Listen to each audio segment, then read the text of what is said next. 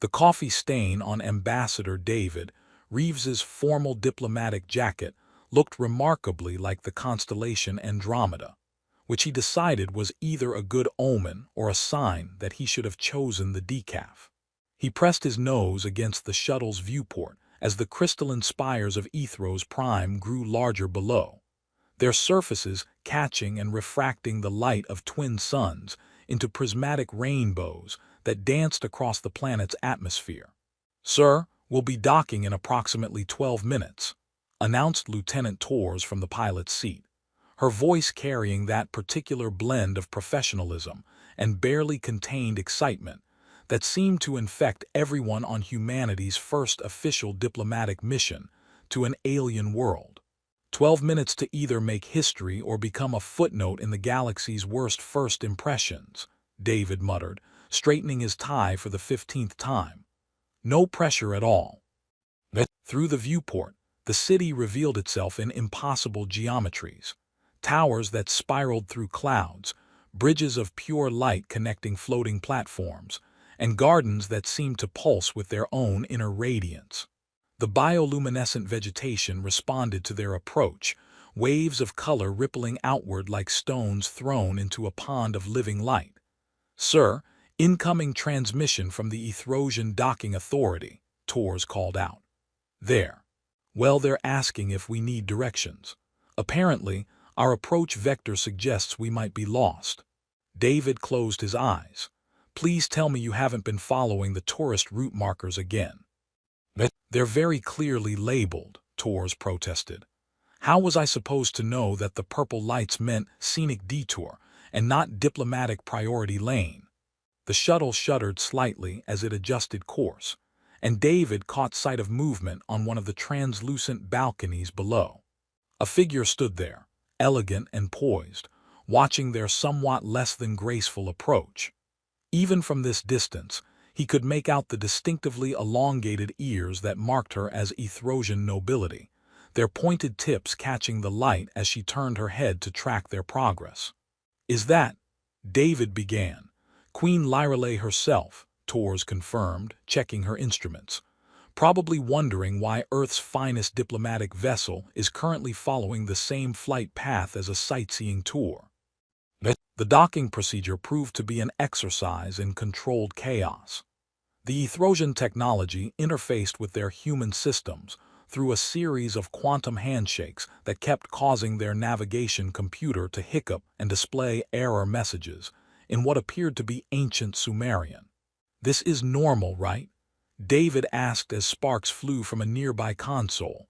"Define normal," Torres replied cheerfully, slapping the side of the malfunctioning display until it grudgingly switched back to standard Earth. "There we go. Sometimes you just have to speak their language." The airlock hissed open to reveal a reception committee that looked like something from a fever dream of the Renaissance, crossed with a science fiction convention. The Ethrosians wore flowing robes that seemed to be woven from captured starlight, and their long ears were adorned with delicate jewelry that pulsed with soft bioluminescence.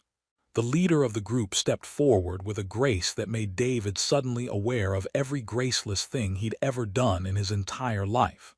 "Ambassador Reeves," the figure spoke in accented but perfect English, "I am High Counselor HFY. Welcome to Ethros Prime." David stepped forward and attempted the formal greeting he'd practiced for weeks, a complex gesture involving specific hand positions and a slight bow that was supposed to convey respect without suggesting submission. Instead, he somehow managed to accidentally propose marriage to a nearby potted plant that was definitely not supposed to be part of the ceremony. The plant, for its part, seemed flattered. Its leaves rustled appreciatively, and what David could have sworn were tiny flowers began to bloom along its stems. "Ah," High Counselor HFY said with admirable diplomatic composure, "you have honored the flowering of seventh intentions. The Verdant One accepts your offer of symbiotic partnership." David stared at the increasingly enthusiastic plant. "I what?" "It's quite rare for off-worlders to achieve such immediate botanical rapport," HFY continued smoothly. though I should mention that the flowering typically requires a formal ceremony and exchange of root systems. I don't have root systems, David said weakly. No, Vexai agreed, which does present certain logistical challenges. Perhaps we might proceed to the palace, while we consider the implications of this unprecedented interspecies botanical engagement. As they walked through corridors that seemed to be grown rather than built, David couldn't help but notice how the very walls responded to their presence, glowing softly wherever they stepped. The architecture defied several fundamental laws of physics, with staircases that curved through dimensions he couldn't quite perceive and doorways that appeared to exist in a state of quantum superposition, until someone actually needed to walk through them. The structural integrity must be fascinating, David ventured, trying to make conversation while privately wondering if his accidental plant fiancé would expect him to send birthday cards. Our buildings are living entities, Vexai explained. They adapt to the needs and emotions of their inhabitants, though I should warn you that the palace is currently going through what you might call an artistic phase. Last week it decided that all the doorways should be interpretive dance performances. That sounds, David searched for the right diplomatic response, unique. The bathroom situation was particularly challenging, Vexai admitted. We've since convinced it that functional architecture and creative expression can coexist harmoniously.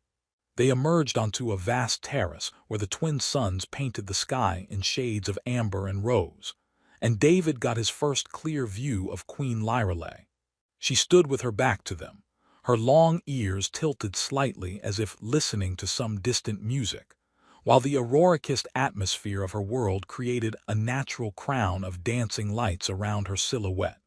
The Nexus chamber hummed with the collective heartbeats of two civilizations as holographic star maps swirled overhead like cosmic snow globes. David adjusted his collar for what felt like the 100th time, watching Queen Lyrelei glide into the chamber with the kind of effortless grace that made him suddenly aware he'd been walking wrong his entire life. The quantum-fold agricultural matrices, she was saying, her voice carrying the melodic undertones that seemed to make the very air shimmer, require precise calibration with the planetary biosphere. Your Earth's condition presents certain complications. David winced. Earth's environmental report had not made for pleasant reading, even with the diplomatic language softening the worst bits. We understand the concerns, Your Majesty. But that's precisely why these negotiations are so crucial. We need your technology to heal what we've damaged. Queen Lyrelei's long ears twitched slightly, a gesture he was beginning to recognize as her version of raising an eyebrow. The delicate neural interface jewelry that adorned them pulsed with soft blue light, probably indicating deep thought or possibly that she was receiving updates from her advisors through some form of biological internet. Your species has an interesting relationship with your homeworld, she observed, settling gracefully onto what appeared to be a chair made of crystallized light. Our preliminary scans suggest you've managed to pollute your oceans, poison your atmosphere, and somehow convince your planet's magnetic field to develop performance anxiety. Performance anxiety. David blinked. It keeps fluctuating at inappropriate moments. High Counselor Vexai explained helpfully from his position near a wall display that showed Earth's magnetic readings. Very embarrassing for a planetary defense system. David decided this was probably not the time to mention that Earth's magnetic field reversal was a natural phenomenon. We've made mistakes, he admitted instead, but we're learning. We've developed fusion power, atmospheric scrubbers, ocean restoration protocols. And reality television, Queen Lyrelei added, consulting a holographic tablet that materialized in her palm. We're still trying to understand the strategic purpose of that particular development. Strategic purpose, David felt heat rising in his cheeks. It's entertainment. People enjoy watching other people do silly things in artificial situations. The entire Ethrosian delegation exchanged glances that somehow managed to convey volumes about their opinion of human recreational preferences. So you deliberately create situations where individuals embarrass themselves for the amusement of others. Queen Lyraleigh's ears had now tilted forward in what David suspected was either intense curiosity or mild horror. "Well, when you put it like that, it sounds terrible," David protested. "But there's also educational programming, documentaries, news." "Yes, we sampled your news broadcasts," Vexai interjected. "Very informative. Though we were puzzled by the segment about a cat that had learned to operate a spacecraft." David's brain ground to a halt. "I'm sorry, what?" Channel 7, Tuesday evening broadcast. Fluffy space adventure. Local cat accidentally pilots experimental vessel to the moon. Vexhai consulted his own holographic display. The follow-up story suggested the cat had established diplomatic relations with your lunar colonies and was demanding tribute in the form of premium tuna. "That was April 1st, David said weakly. "April Fool's Day. It's a tradition where we, never mind. The point is, we're a complex species with room for improvement."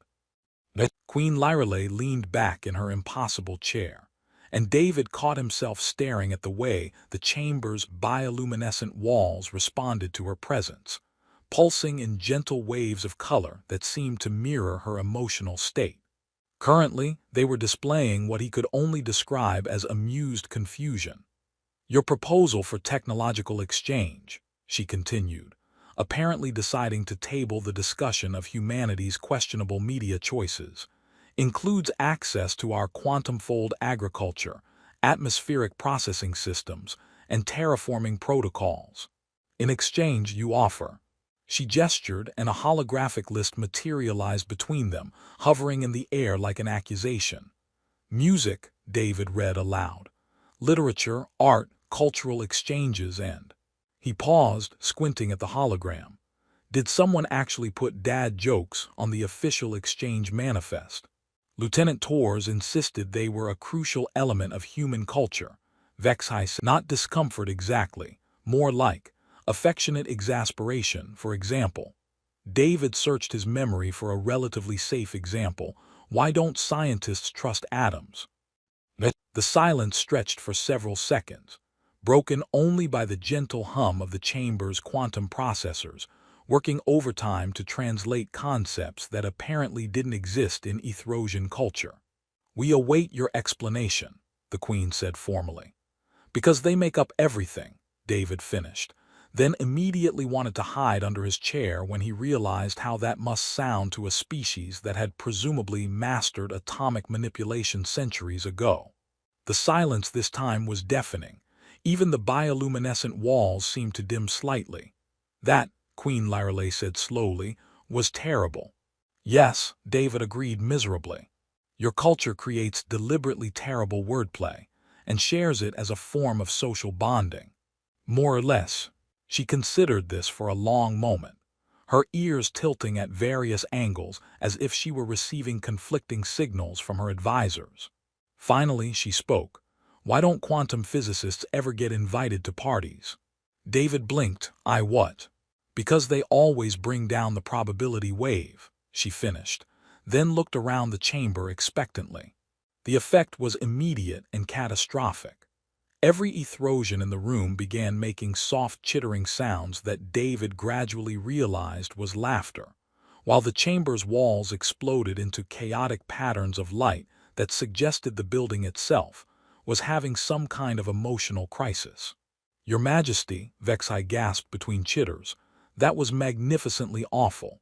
"I believe I understand the concept now," Queen Lyrelei said, looking pleased with herself. Her ears had taken on a slightly pink tinge. "Though I fear I may have just declared cosmic war on the laws of physics."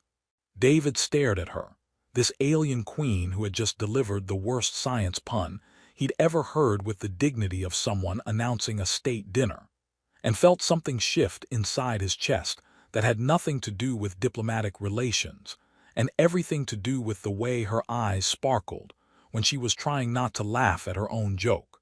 The third day of negotiations had nearly ended in disaster when David's attempt to explain human agriculture resulted in the Ethiopian trade minister fainting at the mention of industrial pesticides. Now, hours later, David found himself following a winding path through the palace's bioluminescent gardens, seeking the solitude of the royal observatory that Queen Lyrale had mentioned during a brief recess. Lost again, came a familiar melodic voice from behind him. David turned to find the queen approaching through an archway of living coral that pulsed with soft purple light. She traded her formal regalia for simpler robes that seemed to be woven from captured moonbeams, and her long ears drooped slightly with what he was learning to recognize as exhaustion. "Just following the glowing breadcrumbs," David replied, gesturing at the bioluminescent pathway that had been helpfully appearing beneath his feet. "Though I'm starting to suspect your palace has a sense of humor. I asked for the observatory, and it led me through what I'm pretty sure was the kitchen, a library that rearranged itself while I was walking through it, and something that looked like a spa for houseplants." "The verdant sanctuary," Queen Lyrale confirmed with a tired smile. "They were probably gossiping about your engagement to the flowering of seventh intentions. You've become quite the celebrity in botanical circles." "Please tell me there's not going to be a ceremony." "Only if you want to exchange root systems," she said, then added at his horrified expression, "I'm joking, though the plant has been composing poetry about you. Something about the strange carbon-based entity with the amusing gravitational field." They walked together up a spiraling ramp that seemed to grow itself as they climbed, the palace's living architecture responding to the queen's presence with gentle waves of welcome. David noticed how the very walls leaned inward slightly when she passed, as if the building itself was drawn to her. "Your Majesty," David began, then stopped. "Actually, what should I call you? I feel like we've moved past formal titles, considering I've accidentally proposed to your flora and declared war on physics." "Lyrale is sufficient," she said, pausing at a doorway that Iris opened at her approach. "And you needn't worry about the physics declaration. They're not speaking to anyone right now anyway. Apparently, they're sulking because our engineers figured out how to make gravity optional in certain zones." The observatory took David's breath away. The domed ceiling revealed the night sky in all its alien glory, with 3 moons dancing through constellations he'd never seen. Bioluminescent vines created living maps of star systems along the walls, and the entire space hummed with a gentle energy that made his skin tingle. "This is incredible," he breathed, then immediately felt stupid for stating the obvious. "I come here when the weight of ruling becomes too much," Lyrale said, settling onto what appeared to be a bench grown from the floor itself. "Sometimes I pretend I'm just Lyrale, not Queen Lyrale, bearer of the crown of stars, guardian of the quantum gates, and keeper of really important decisions that affect millions of people." David sat beside her, careful to maintain a respectful distance. "That's quite a title. Do you have business cards, or do you just tell people to call you Your Majesty and hope they figure it out?" "The full ceremonial introduction takes about 12 minutes, she admitted. "There's a section about my genealogy, my accomplishments, my connection to the cosmic harmonies, and my ability to communicate with houseplants. It's all very impressive and completely exhausting." "Houseplants again. Family gift," she said with a slight shrug that made her ears flutter. "My grandmother could talk to trees, my mother specialized in flowering shrubs, and I got stuck with the domestic varieties. Do you know how much drama exists in a simple fern collection? The gossip alone could fuel a small diplomatic crisis." David laughed, and the sound seemed to make the vines on the walls pulse brighter. "I'm trying to imagine you mediating disputes between houseplants. Last week I had to counsel a spider plant through an existential crisis," Lyrale said solemnly. "It was questioning whether its purpose in life was simply to look attractive while producing oxygen, or if there was something more meaningful it should be doing with its chlorophyll." "And what did you tell it?" "That sometimes being beautiful and useful is enough," she said quietly, and something in her tone made David look at her more closely. The 3 moons had aligned overhead, casting silver light through the dome, and David realized that for all her power and technology, Lyrale looked very young and very alone. The weight of it, she continued, staring up at the stars, knowing that every decision I make could affect the future of my people, of your people, of worlds we haven't even discovered yet. Sometimes I wonder what it would be like to be ordinary. Trust me, David said, ordinary is overrated. I spent most of my career filing reports about trade regulations and attending meetings about meetings. The most exciting thing in my life was when the coffee machine in the embassy got upgraded to include 17 different flavor options. 17, Lyrale's ears perked up with interest. What flavors? Well, there was traditional Earth blend, Martian colony special, deep space dark roast. David ticked them off on his fingers, and something called quantum caffeine that I'm pretty sure was just regular coffee with glitter in it. Did it work? The quantum caffeine. I think it existed in multiple states simultaneously until you drank it, at which point it collapsed into either really good coffee or disappointment. Very philosophical experience.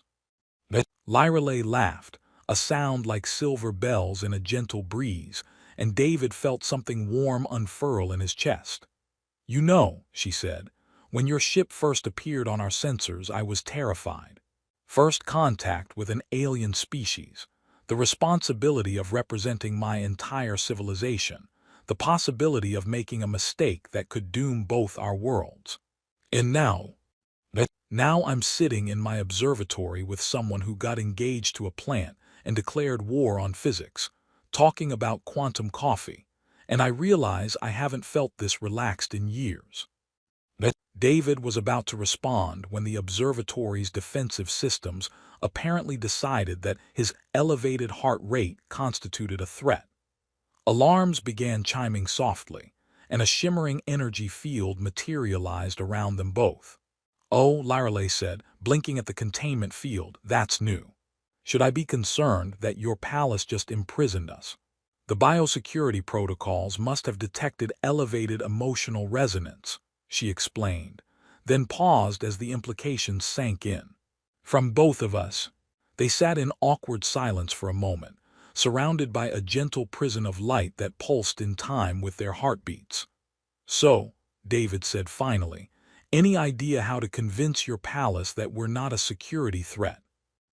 Usually emotional equilibrium restores normal function, Lyrale replied, though her ears had taken on that telltale pink tinge.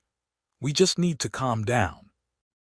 Right, David agreed, acutely aware that sitting this close to her, surrounded by starlight and alien technology, with her looking at him like he might be something more interesting than a diplomatic necessity, was making emotional equilibrium seem like an increasingly distant possibility.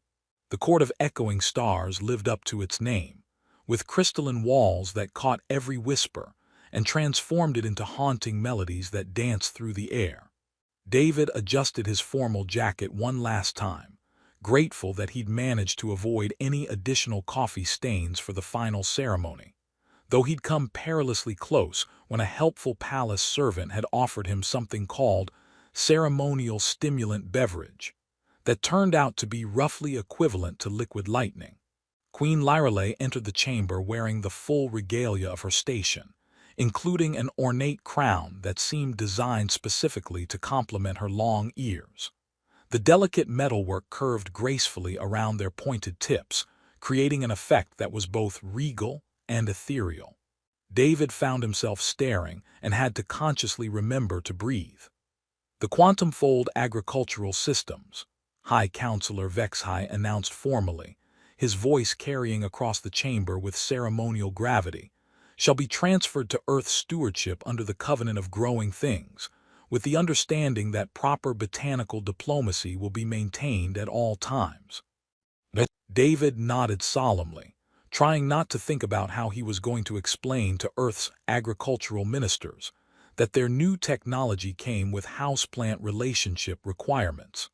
The atmospheric restoration protocols, the Queen continued, her voice carrying that melodic quality that made the crystal walls hum in harmony, will be implemented gradually, allowing Earth's magnetic field to regain its confidence at a sustainable pace. We appreciate the consideration for our planet's self-esteem issues, David replied, earning a few chittering laughs from the Ethrosian delegation. The ceremony involved ancient rituals that required quantum signatures to align with emotional resonance, meaning everyone present had to be completely honest about their intentions. David had been warned about this, though no one had mentioned that the honesty field would also broadcast his thoughts about how stunning Lyrelay looked in the ceremonial lighting to every bioempathic surface in the chamber. The exchange of cultural artifacts, Vexhai continued, consulting a holographic scroll that unfurled in the air, including the strategic deployment of dad jokes as a diplomatic tool, has been approved by the Council of Elevated Thinking, though they've requested a warning system for particularly devastating puns. I promise to use my power responsibly, David said, then immediately winced as he realized that his accidental plant fiancé had somehow been invited to the ceremony and was rustling approvingly from its place of honor near the throne. As the twin suns began to set, casting golden light through the chamber's crystal formations, the formal proceedings wound down to the final signatures. David and Lyrelay found themselves standing close together at the ceremonial table, reviewing the documents that would bind their worlds in alliance. The weight of history pressed down around them, the knowledge that this moment would be remembered for generations, that children not yet born would learn about the day humanity and the Ethrosian Empire became partners in the great work of healing worlds and reaching for the stars. David, Lyrelay said quietly, her voice barely audible above the chamber's harmonic resonance. Yes. She turned to face him, and the golden light caught her features, highlighting the elegant curve of her ears, the intelligence in her eyes, the soft vulnerability that she usually kept hidden behind royal composure. The entire court held its collective breath, sensing that something momentous was about to happen. "You have beautiful lips," he said, the words escaping before he could stop them, soft and sincere and completely inappropriate for a formal diplomatic ceremony. The silence that followed was profound. Even the crystal walls seemed to pause their musical humming. David felt his face flush crimson as he realized what he'd just said, in front of 2 civilizations' worth of witnesses, to an alien queen during the most important diplomatic ceremony in human history. Lyrelay blinked, her ears flushing that telltale pink as she processed his words. For a moment that stretched like eternity, she stood perfectly still, and David prepared himself for the diplomatic catastrophe he'd just unleashed. Then she stepped forward, closing the distance between them with deliberate grace, her eyes never leaving his. "In my culture," she said softly, "such words carry weight beyond mere compliment." "I know," David whispered, though he wasn't entirely sure he did. "And a public declaration of attraction is considered a binding statement of intent." David swallowed hard, aware that the entire court was watching, that this moment would either make history or destroy everything they'd worked for. "I meant it."